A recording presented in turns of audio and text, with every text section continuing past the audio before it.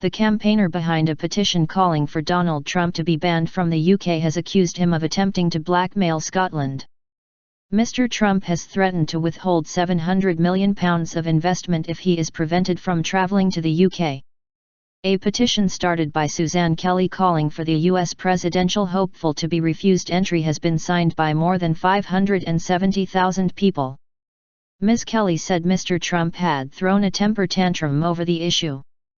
She started the petition, which is to be debated by MPs in the House of Commons later this month, in the wake of Mr. Trump calling for a temporary ban on Muslims traveling to the U.S.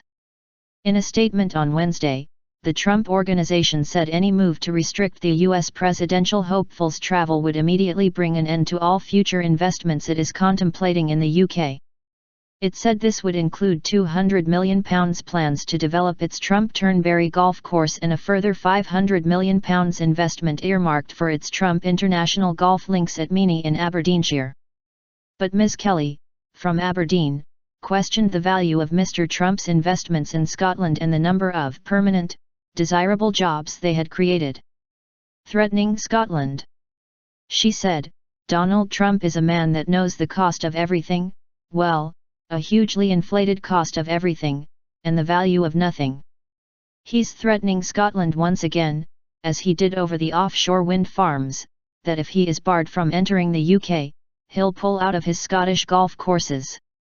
The irony of a man who wants to ban Muslims from entering the US throwing a temper tantrum over being similarly banned himself is apparent to everyone except the tycoon himself. Mr. Trump has previously threatened to pull investment from his Aberdeenshire golf resort if a planned wind farm off the coast gets the go-ahead, with the US billionaire taking legal action in a bid to halt it.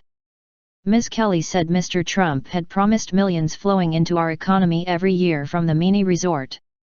But she claimed the reality was a man who stopped our experimental offshore wind farm program, thereby costing thousands of jobs, and who has cost untold sums in fighting his court appeals, which finally failed. She added, "If our electors value money more than the rights of Muslims, and everyone else he has denigrated, then we may need new electors." Some might consider this to be blackmail on his part, and as such there's more than a little déjà vu about it. Stupid and wrong. Although MPs are to debate Ms. Kelly's petition on January 18, there will be no vote.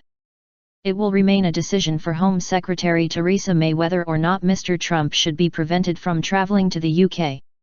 A rival petition urging the UK government not to ban Mr. Trump has received 41,000 signatures and will also be debated on January 18.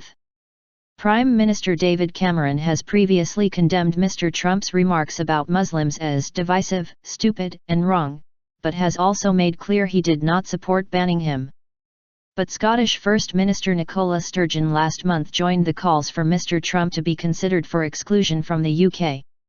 In its statement on Wednesday, the Trump Organization said the UK would create a dangerous precedent and send a terrible message to the world that the United Kingdom opposes free speech and has no interest in attracting inward investment if Mr. Trump was barred from the country.